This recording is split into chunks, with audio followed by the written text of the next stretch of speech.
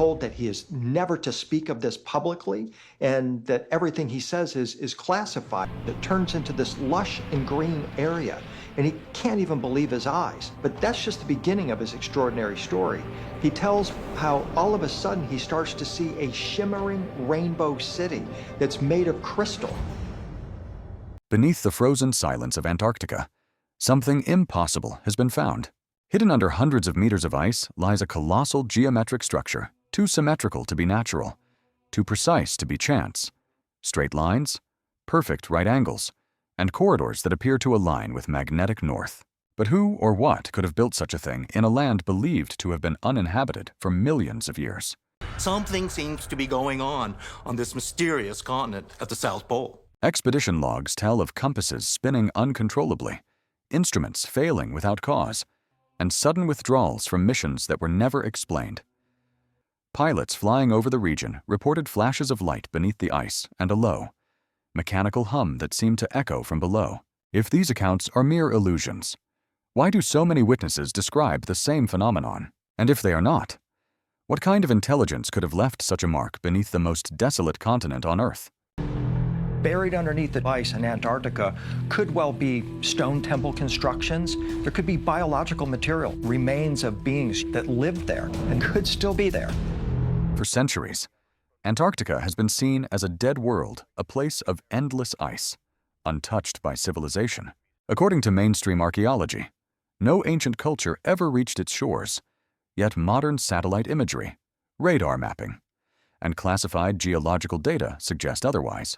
Deep within the ice, researchers have detected an enormous, perfectly shaped formation that defies every known geological pattern. Its layered geometry mirrors man-made architecture more than any natural formation ever recorded. Some geophysicists have quietly described it as a buried structure of artificial origin. Stranger still, this area coincides with zones strictly prohibited by the Antarctic Treaty, a global agreement signed by the world's most powerful nations to restrict all independent exploration, a continent rich in resources locked down by mutual consent. Why? What could possibly be so dangerous or so valuable?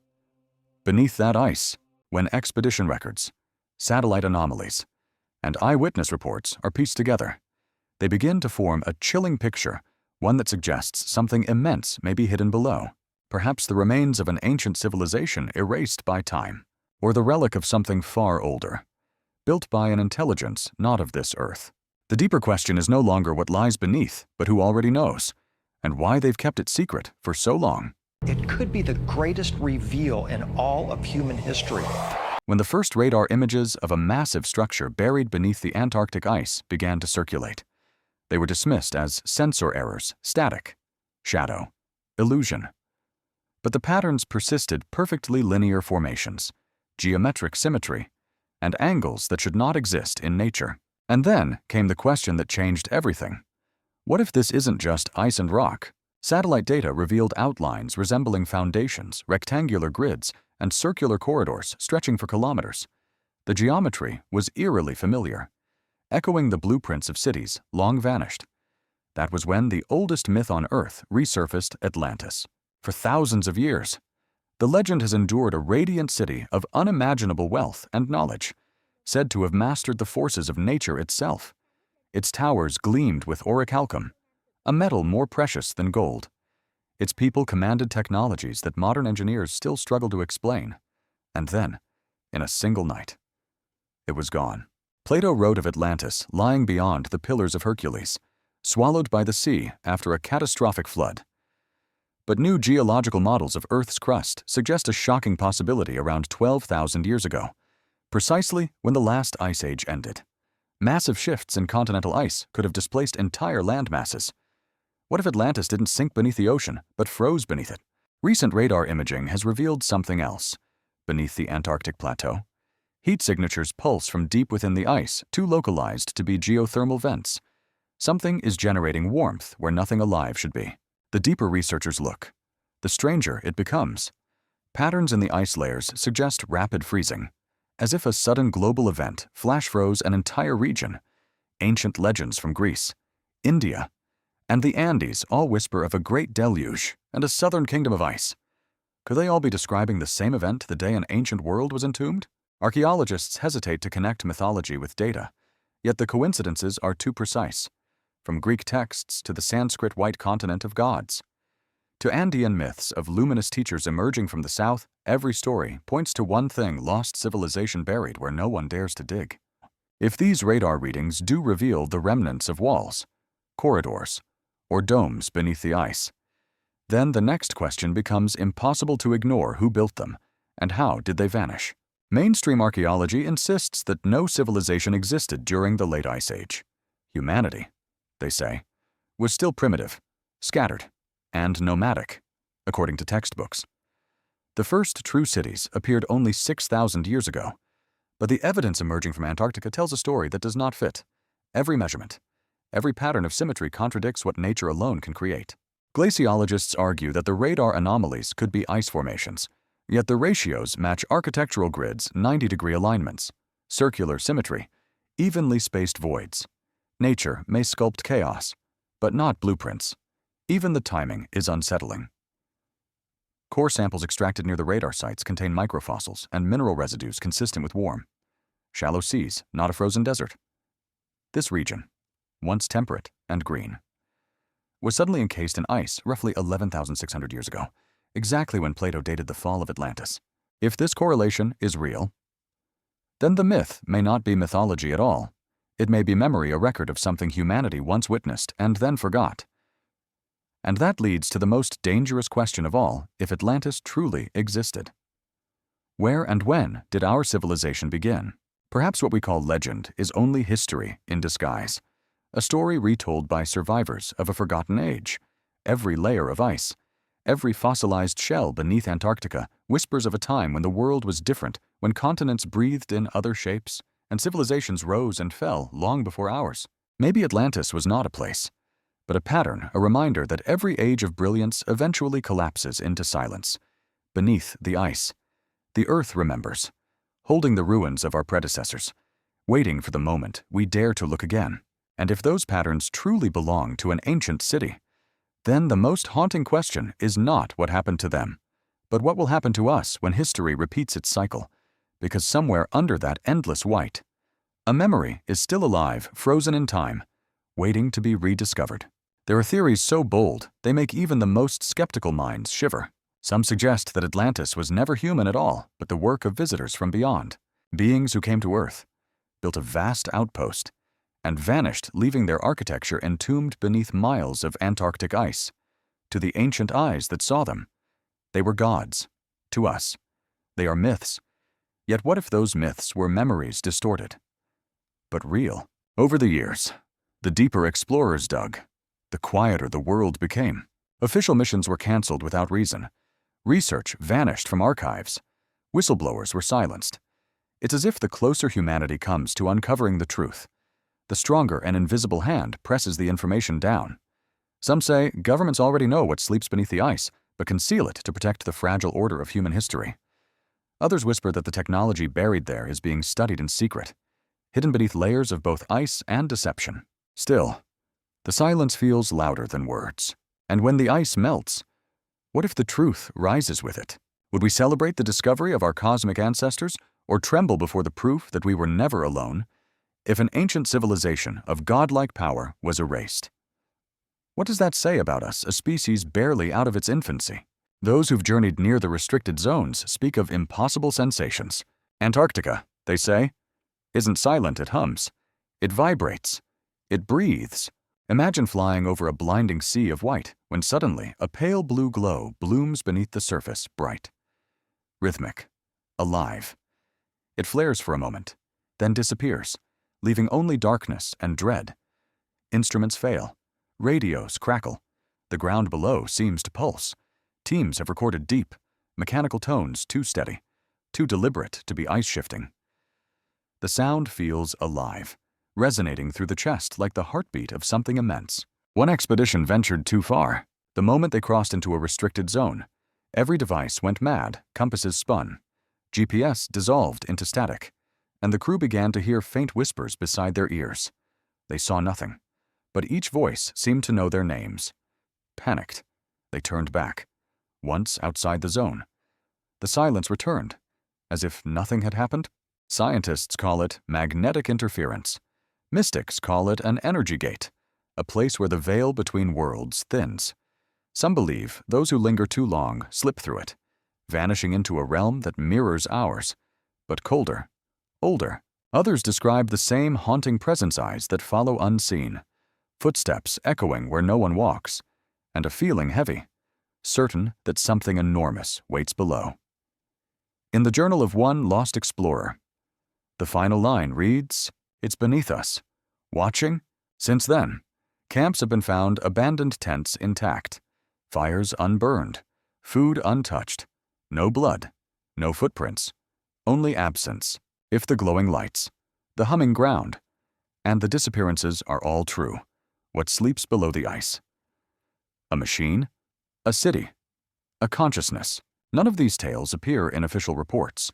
They survive in fragments, leaked files, whispered testimonies, the memories of those who returned changed.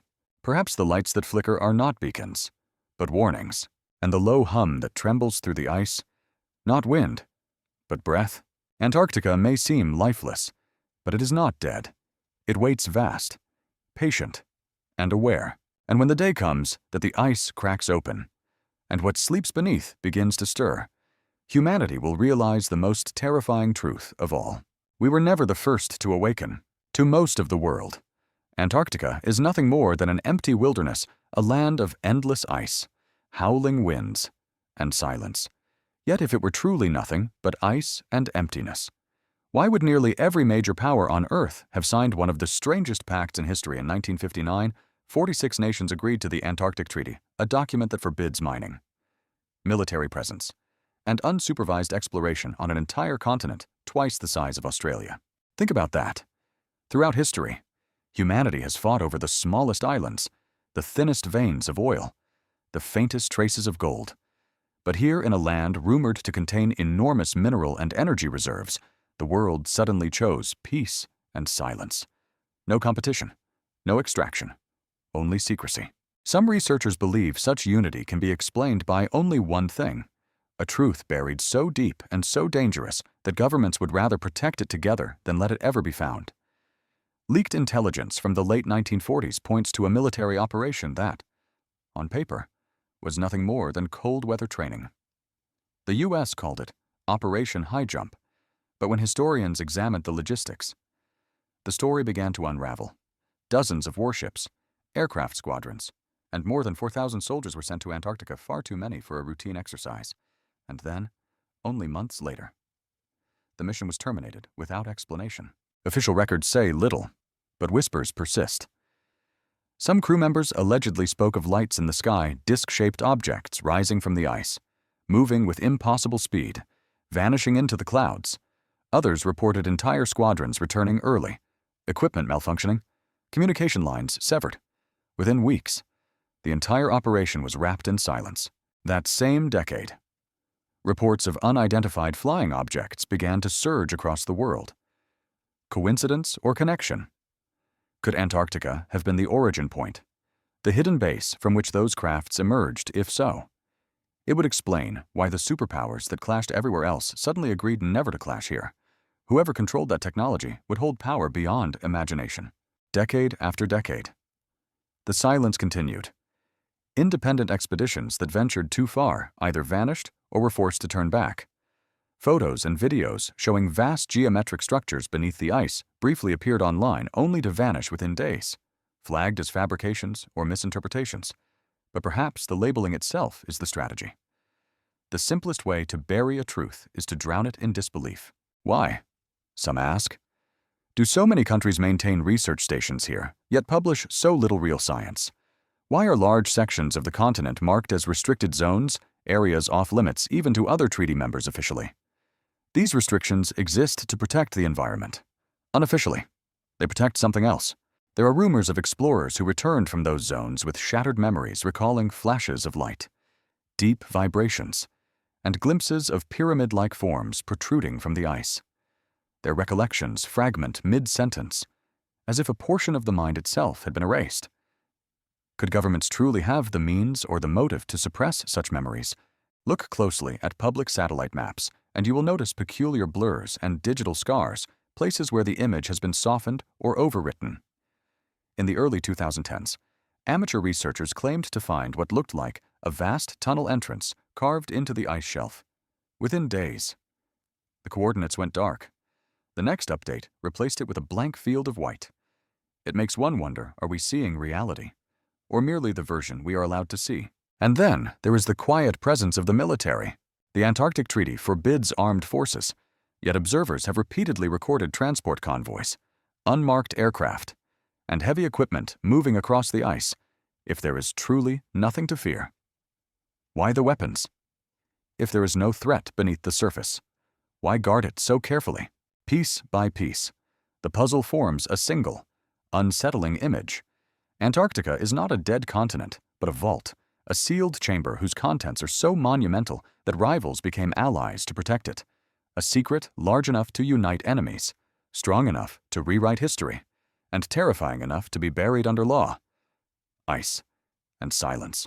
Perhaps this is the reason every satellite blur, every missing report, every vanished expedition feels less like coincidence and more like choreography, a dance of distraction to keep humanity looking elsewhere. Because if the truth were ever revealed, the story of civilization would need to begin again. Most people hear Antarctica and think only of cold air that cuts like glass, night that refuses to end, ice layered like time itself. But to the ancients, the far south was not emptiness, it was a threshold. In temple texts and tribal memory, the south led toward the unseen, a road to the afterworld, a land reserved for gods. Today, as instruments probe the ice, the old idea returns. This continent feels less like a place and more like a door at night. The wind threads through crevasses and speaks in tones that are hard to explain. Teams have recorded a low murmur that shifts into something almost human, a hush that rides the air like a message half remembered. Some swear they heard crying in the gale distant, fragile, as if trapped beneath the ice. You can call it fatigue, isolation, the tricks of a mind under stress. Yet the same story repeats across decades. Across languages, the wind here carries words. Lights are seen as well, slow blue glows that bloom under the surface and drift like lanterns beneath a frozen sea. They move with intent. Witnesses say, not like aurora or reflection, but like beacons that appear, linger, and dim. One night, a small team camped by a fresh fissure and watched a pale radiance rise from below. Silhouettes too still, too tall seemed to look up from the dark. By morning, a man was gone. No tracks, no struggle, only a glove on the ice, curled like a question. Some researchers speak of vortices, places where energy gathers and thins the skin of reality. Here, instruments fail without cause. Time feels unpinned, and memories come back in torn pages. A scientist once found, wandering near a ridge, could say only, eyes in the dark. Before silence took him, others returned with their journals fractured mid-sentence, their nights full of whispers that knew their names. There are rumors of experiments arrays erected to study magnetic anomalies, pulses sent into the ice to map whatever lies below. The results, if they exist, are locked away. What remains are testimonies, the air buckling like heat, the world turning fluid for a heartbeat, a flash as white as forgetting. Radios quit, GPS dies, then nothing. The living do not always return. When they do, the story feels edited, as if someone has cut out the middle and left only the echo. So perhaps the South is not a wasteland, but an archive, a vault of old intelligences, old griefs, and older machinery sleeping in blue light. Perhaps the ice is a seal, and every crack is a syllable it cannot help but speak. And if this is a gate, where does it open to the dead, to a parallel earth, to a presence that never learned our names? The wind offers no answer. It only carries the warning forward. Across the miles of glass and silence, some doors are not found. They find you. The deeper one looks into Antarctica. The more it feels like chasing a mirage, every trail, every clue, every echo of truth only leads to the same place, a door, a vast frozen gate that stands before us, half revealed yet never open. We see its outline in satellite shadows, hear its voice in the wind, sense its weight beneath the ice, But every time humanity draws near, the path vanishes, swallowed by storms. Secrecy, or something far less human. For all our progress, spacecraft crossing the solar frontier, rovers crawling across Mars, satellites scanning every inch of Earth, the southern pole remains an unlit corner of the map. It is the last silence. And perhaps, silence is the point. Maybe the harshness of its climate is only a veil. Maybe someone or something wants it that way. Some call Antarctica a mirror, reflecting back our own limits. It reminds us that no matter how far knowledge extends, truth will always keep a shadow.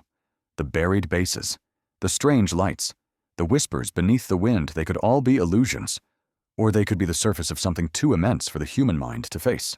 Each time a new expedition claims discovery, the reports vanish within days, images blurred, data removed, explanations rehearsed national security, system errors, misinformation. Yet, in their absence, the pattern becomes clearer. The cover-up becomes the confession. Some believe the continent is alive, that it chooses who may enter and who must disappear. Pilots have flown into the white horizon and never returned. Explorers have walked beyond the line of sight and dissolved into the blizzard. It is said that Antarctica does not kill. It consumes. But the true terror lies not in what we see. It lies in what we cannot name. If there truly is a structure beneath the ice, who built it? The remnants of a lost civilization? Visitors from another world, or the architects of the planet itself? Still sleeping in the dark. Imagine this beneath the slow rivers of ice. An entire world waits ancient, awake and listening. We have not yet opened the door. Maybe we never will, because perhaps the door was never meant for us. And so, the white continent endures a blank space on the map. Yet the loudest silence on Earth, a reminder that beyond the edges of knowledge, wonder still waits vast, patient, and unsolved.